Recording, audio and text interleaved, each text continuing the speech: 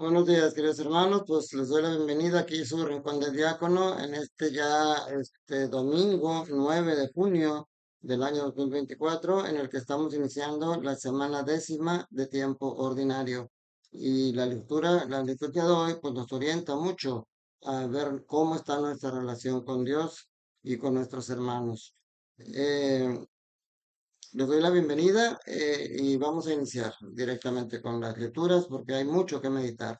La primera lectura es del libro de Génesis, capítulo 3, versículos de 9 al 15, y nos ubica en la escena después de la caída de Adán y Eva. Nos presenta una vez de que ya el diablo entró en la serpiente y le hace la tentación a Eva y a Adán. Dice, después de que el hombre y la mujer comieron del fruto del árbol prohibido, el Señor Dios llamó al hombre y le preguntó, ¿dónde estás? Fíjense, hay que recordar que el autor sagrado utiliza géneros literarios. La Sagrada Escritura tiene como autor a Dios. Dios inspira al ser humano. Dios es el autor, pero quien la escribe es el ser humano. Entonces, el ser humano utiliza géneros literarios para magnificar o para explicar de mejor manera y que se pueda entender el mensaje. Porque cuando Dios le pregunta a Adán, ¿dónde estás? Pues decimos, Dios lo sabe. O sea, las preguntas que Dios le hace, que le dice, ¿dónde estás? Y que le pregunta, ¿acaso has comido del árbol que te prohibí comer? Dios ya sabe las respuestas. O sea, Dios no pregunta para que responda. Las preguntas, por ejemplo, ¿dónde estás? No se refiere solamente a la ubicación geográfica o física del ser humano. ¿Dónde estás? También significa, ¿te has dado cuenta dónde estás parado? ¿Te has dado cuenta que estás en el pecado? Si hoy Dios le pregunta a un criminal, ¿dónde estás? No le va a decir, estoy en la colonia fulano de tal. Eso no le interesa a Dios porque Dios lo sabe. A Dios le interesa que tú te des cuenta dónde estás, que te des cuenta que te has alejado de Él, que te das cuenta porque vas por el mal camino. Porque esa es la única manera que vas a retornar al buen camino, reconociendo que realmente vas por ahí. Entonces, dice, es que escuché tus pasos y tuve miedo. Dice, oí tus pasos en el jardín y tuve miedo porque estoy desnudo y me escondí. Esta es la situación. La relación entre el hombre y Dios, el ser humano y Dios, era de amor, de cordialidad y de confianza. Después de la caída empieza la reacción de miedo, una relación de miedo, pero no es lo que Dios quiere. Cuando Dios te pregunta dónde estás y quiere que te des cuenta que estás mal, que estás viviendo en el pecado, no es para que te escondas, no es para que le tengas miedo. Al contrario, es para que sientas culpa y esa culpa te lleve a regresar a Él, te lleve a regresar al camino y acercarte a Él. El Señor no quiere una relación de miedo, no quiere que le tengas miedo. El temor de Dios que hablamos como don del Espíritu Santo es el temor de desagradar a Dios y de alejarte de Dios. Pero aquí ya hemos meditado cómo este pecado original que le llamamos no solamente rompe las relaciones del hombre con Dios, sino rompe las relaciones entre los seres humanos y entre el ser humano y la naturaleza. Porque Adán y Eva, en lugar de hacer frente común y de afrontar las consecuencias, se echan la culpa. Adán le echa la culpa a Eva y Eva le echa la culpa a la serpiente. Y entonces ahí empieza a distorsionarse la relación que Dios tenía planeada para nosotros. Pero siempre está la opción de regresar, siempre está la opción de reestructurar de nuevo esa relación. Por eso, cuando dicen Dios no fundó ninguna religión, Cristo no fundó ninguna religión, pues la palabra religión significa religar, viene de religare, significa reunir, volver a ligar algo que estaba roto. Y la religión, Cristo, Dios, nos lleva a religar, a reunir esa relación que estaba rota de Dios con el hombre. Pero también lo que nos debe llevar a reflexionar esta primera lectura es que el mal siempre está presente. Desde el principio de los tiempos la maldad existe y la maldad no la creó Dios. La maldad entra porque en los ángeles que se rebelaron, Luzbel, Satanás y sus seguidores van a estar siempre acechándote así como acechaban a Jesús. Pero el mensaje es de esperanza. El mensaje es de esperanza, por eso tú no debes de tener miedo por haberte alejado de Dios. Debes de tener conciencia y regresar a Dios, porque al final de cuentas el enemigo está destinado al fracaso. Por eso termina diciendo, pondré enemistad entre ti y la mujer, tu descendencia y la suya, y su descendencia, fíjense, su descendencia te aplastará la cabeza, mientras tú tratarás de morderle el talón. O sea, morderte el talón y aplastar la cabeza son dos cosas muy diferentes. El mal está destinado a hacerte daño, pero no a destruirte, porque tú eres quien debe de, quien se lo permite, y tú eres quien debe de regresar a Dios para que Dios te borre ese mal que hay en tu corazón y puedas caminar hacia el bien. Por eso el mal solamente te va a morder el talón, solamente te va a hacer daño en tu cuerpo, pero dice su descendencia, que es Jesús, le aplastará la cabeza, o sea, la matará y la destruirá. El mal está destinado al fracaso.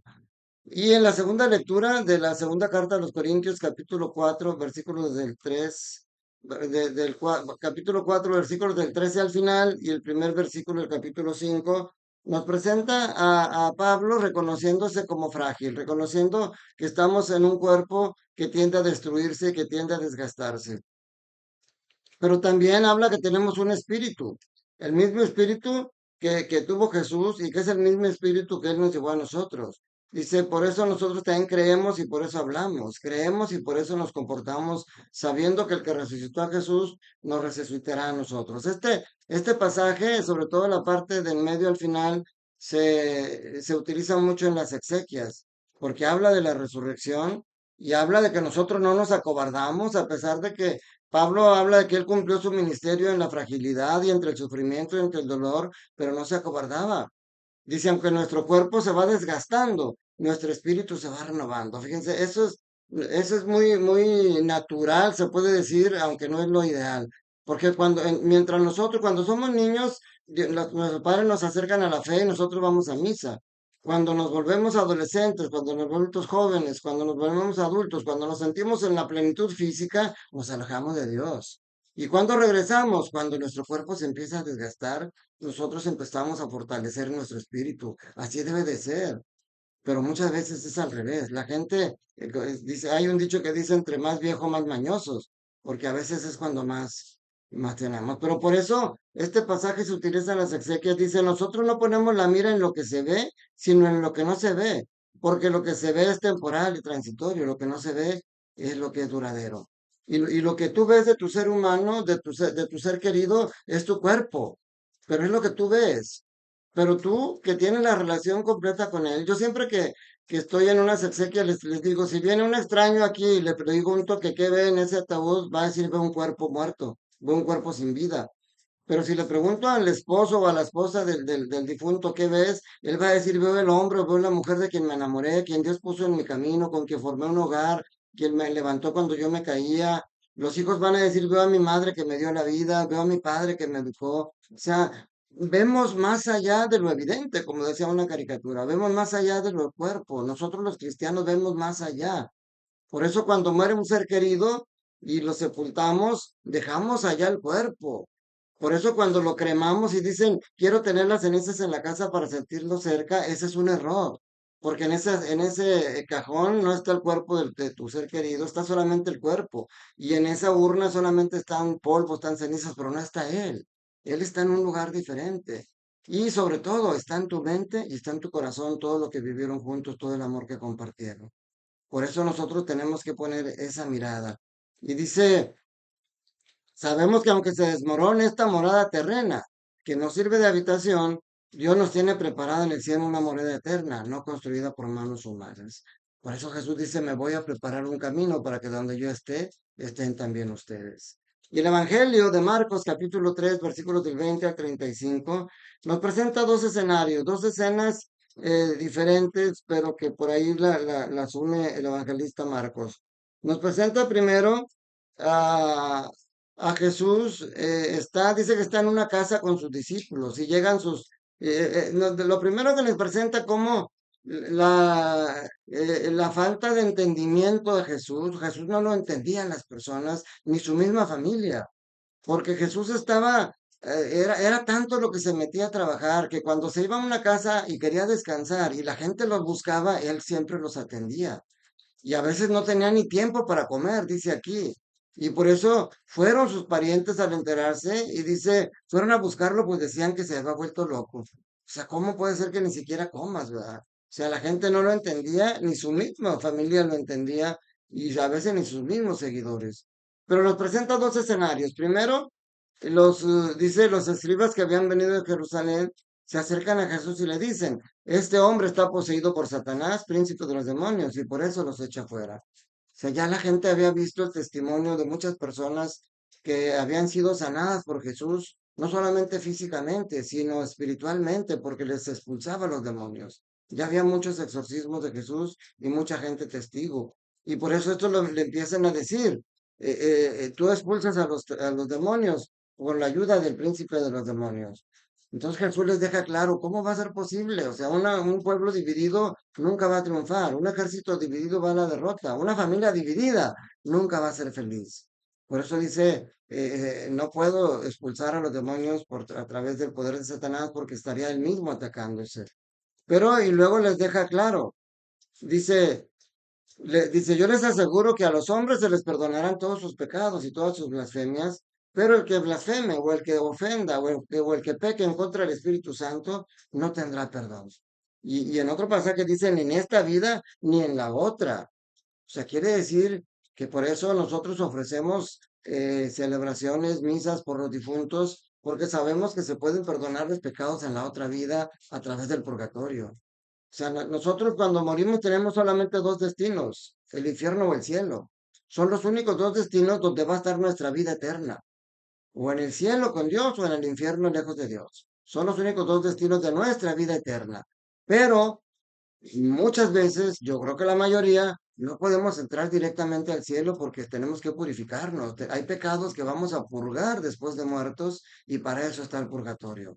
Pero el purgatorio no es nuestro destino, es un paso solamente transitorio. Por eso se les llama benditas ánimas del purgatorio, porque ellos al llegar ahí tienen asegurado el cielo, solamente van a terminar de purificarse. Por eso ya quisiera yo tener seguro por lo menos el purgatorio.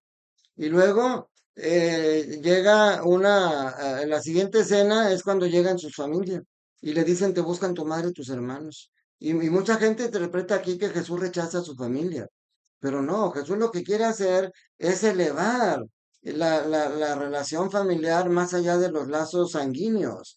La relación familiar debe estar relacionada en el amor. Por eso dice, ¿quién es mi madre y mis hermanos? El que escuche mi palabra y la pone en práctica, esa es mi madre y esos son mis hermanos. Por eso María es la madre de Jesús, no solamente porque lo atrajo en su vientre, sino porque ella fue la primera en cumplir, en escuchar al Señor y en cumplir y en obedecer. Y ese es el testimonio que nos da. Y hoy por eso Jesús quiere abrir las puertas de su familia a nosotros. Por eso en el bautismo, nosotros siempre empezamos en la puerta de la iglesia porque yo les digo, cuando tú vas a una casa que no es la tuya, tienes que pedir permiso para entrar. La gente que va a misa y que no es bautizada está entrando como invitado, está entrando a una casa que no es la suya. Es criatura de Dios, es criatura muy amada por Dios, pero no es todavía hijo de Dios. En la puerta vienen a pedir el bautismo de esos niños para que ya formen parte de la familia de Dios y entonces puedan entrar a la iglesia como su casa, ya como hijos de Dios. Entonces se fijan cómo a veces es esa la ingratitud que la gente no entendía a Jesús y hoy seguimos sin entenderlo. No entendemos a Dios. Hoy seguimos ocultándonos de Dios para hacer la maldad. El hijo pródigo se va lejos, a pueblos lejanos para vivir como le da la gana, porque estando cerca de Dios no lo puedes hacer. Nosotros no somos conscientes de que cuando estás pecando, Dios está ahí contigo. Si fuéramos conscientes, no pecaríamos. ¿Cómo puedo yo hacer algo malo, algo horrendo, si sé que Dios tiene puesta su mirada en mí? Lo que pasa es que el enemigo nos trata así como dice la primera lectura, que engañó a Adán y Eva, nos engaña a nosotros y nos hace que creamos que somos malos, que creamos que no somos dignos de Dios, pero por eso en la misa decimos, te damos gracias porque nos haces dignos de servirte en tu presencia. Dios nos ama, Dios es el que nos da la dignidad. Nosotros no somos dignos, nosotros somos como un aborto, dice San Pablo. Y sin embargo a nosotros que somos como un aborto, Dios nos quiere utilizar para hacer el bien y para poder transformar nuestro corazón. El único que tiene la capacidad de transformar tu corazón es Dios. pero necesita tu ayuda. Necesita primero tu aceptación. Que tú digas, sí, Señor, quiero que transformes mi vida. Si tú quieres, puedes sanarme. Si tú quieres, puedes limpiarme. Y yo sé que sí quieres. Ahora ayúdame, Señor, a que yo también quiera. Porque Jesús dice, Jerusalén, Jerusalén, como quisiera como las gallinas arropan a sus polluelos, así quisiera yo tenerte entre mis brazos, pero tú no te dejas. Hoy el Señor te dice, aquí estoy, te amo, quiero tenerte en mis brazos, quiero sanar tus heridas. Yo te creé para que tuviéramos una relación de amor, no para que me tengas miedo, no para que te escondas. Al contrario, cuando sepas que estás mal, no te escondas, búscame. Y aquí estoy yo esperándote con los brazos abiertos, te dice el Señor, porque te ama y quiere que seas feliz. Que la bendición de Dios Todopoderoso, Padre, Hijo y Espíritu Santo, descienda sobre ustedes, sus familias, trabajos, escuelas y permanezca para siempre. Feliz domingo, te mando un fuerte abrazo. Recuerda, Dios te ama y Dios quiere que seas feliz.